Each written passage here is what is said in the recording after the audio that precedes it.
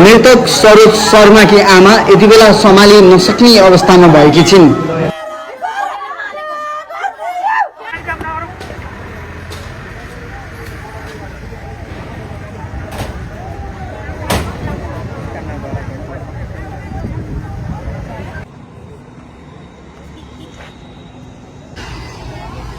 आदरणीय दर्शक महानुभाव, यति बेला म शिवशताक्षी नगरपालिका शिवशताक्षी वार्ड नम्बर 10 मा छु। यो चोकमा छु, पुल कटे सहेको यो ठाउँमा छु।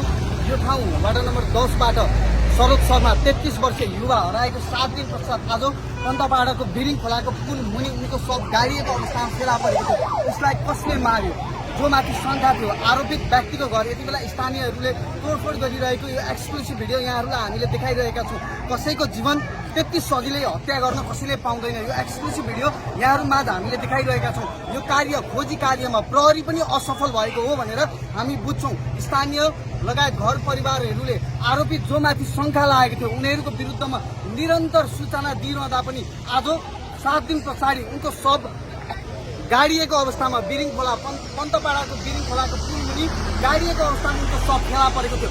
यो प्रहरीहरूको असफल पनि हो र स्थानीयको खबरदारी पनि कमी भएको पक्कै बुझिन्छ। यहाँबाट हामी सबैलाई अनुरोध गर्न चाहन्छौँ, यो भिडियोलाई धेरैभन्दा धेरै सेयर गरिदिनु होला। गत आइतबारदेखि बेपत्ता बनेका झापा शिवशताक्षी 10 सन्ताल बस्तीका 32 वर्षीय युवा सरोज शर्माको शव गाडिएको अवस्थामा शनिबार फेला परेको छ। उनी शर्माको शव झापा गाउँपालिका 5 र बारादशी गाउँपालिका 2 जोड्ने हुलाकी राजमार्गको बिरिङ नदीको पुल मुनि शनिबार शर्माको शव गाडेको अवस्थामा फेला पारिएको हो। हाल उनको शवलाई पोस्टमार्टमको लागि बीपी कोइराला स्वास्थ्य विज्ञान प्रतिष्ठान धरान लगिएको छ। प्रहरीले घटनामा संलग्न भएको आरोपमा शर्माका 2 जना साथीलाई नियन्त्रणमा लिएको छ। उनीहरू मृतक मध्ये शर्माका छिमेकीहरू 2 जना साथीहरूलाई पक्राउ गरेको हो, जसमध्ये 1 जनालाई नेपाल भारत सीमा स्थित मोरङको जोगमुनिबाट र अर्को 1 जनालाई शिवशताक्षी नगरपालिका 10 माइजरबाटै प्रहरीले नियन्त्रणमा लिएको हो। भाग्दै गरेको अवस्थामा विशेष सुराकीका आधारमा प्रहरीले शर्माका साथी तथा छिमेकी शाहलाई प्रहरीले पक्राउ गरेको हो। पक्राउ परेका 2 जना मिल्ने साथी भएको बुझिएको छ। प्रहरीले घटनाबारेमा सूक्ष्म अध्ययन अनुसन्धान थालेको जनाइएको छ। यता आक्रोशित स्थानीय र पीडित परिवारका सदस्यले हत्या आरोपितको घर माइदारमा तोडफोड गरिदिएका छन्। आज सरोज शर्मा हराएको 7 दिन पछाडि उसको शव गाडिएको अवस्थामा बिरिङको पुल मुनि गाडिएको अवस्थामा फेला परेको थियो। स्थानीयहरू यति बेला आक्रोश भएका छन्, जसको अनुरूप यति बेला स्थानीयहरूले आरोपित जसले मार्यो, जसमाथि शङ्का भएको थियो, उहाँहरूले स्थानीयहरू मिलेर यति बेला उसको घर तोडफोड गरिरहेको यो एक्सक्लुसिभ भिडियो यहाँहरू माझ हामी देखाइरहेका छौँ।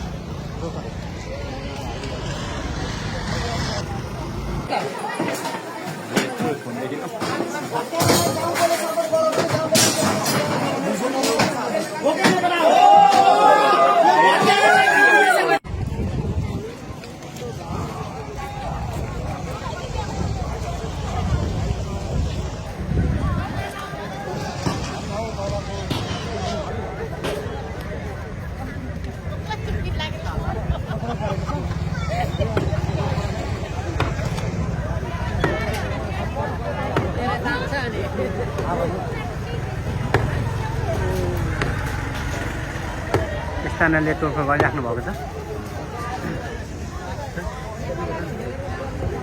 आदरणीय दर्शक महानुभाव, स्थानीयहरूले आरोपित जसले मार्यो, जो माथि शङ्का थियो, उनीहरूको 3-4 वटा घर स्थानीयहरू आक्रोश भइसके पश्चात यति बेला तोडफोड गरिरहेका छौँ।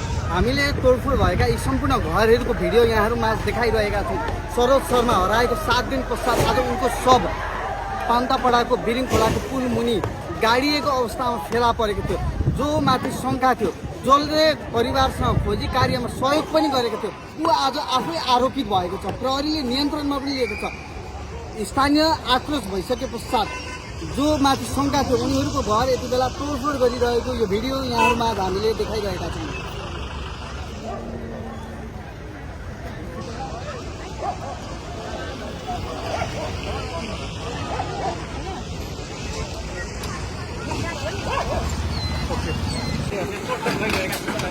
दर्शक महानुभाव, यो दृश्य हामीले ताजा एक्सक्लुसिभ भिडियो देखाइरहेका छौँ।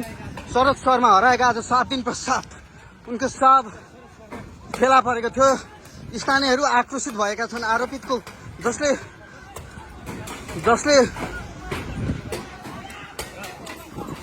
जसले मार्यो भनेर शङ्का लागेको थियो। त्यति बेला स्थानीयहरूले उसको घरहरू तोडफोड गरिरहेको यो दृश्य हामीले यहाँहरूलाई प्रत्यक्ष प्रसारणमा जोडिरहेका छौँ। कृपया यो प्रहरीको असफल हो या स्थानीयको खबरदारीको कमजोरी हो, जसले गर्दा हराएको 7 दिन पछाडि आज शव फेला परेको थियो।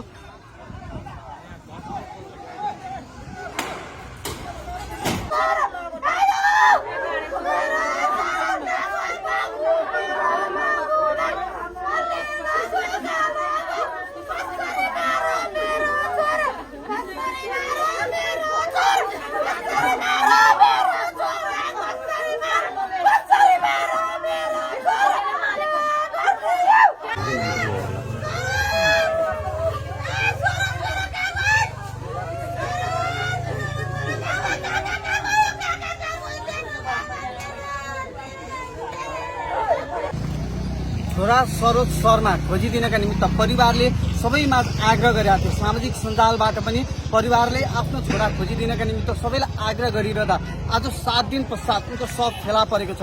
छोरा जो छठ पूजा मनाउनका निमित्त आफ्नो घर आइरहँदा यति बेला अब छोरा कहिले आफ्नो घर नफर्किने गरी अस्ताएको छ। परिवारमा के बितिरहेको होला हामी सोच्न पनि सक्दैनौँ। पक्कै पनि छोरा जो छठ पूजा मनाउनका निमित्त आफ्नो घर आएको थियो, तर अब छोरा कहिल्यै नफर्किने गरी अस्ताएको छ।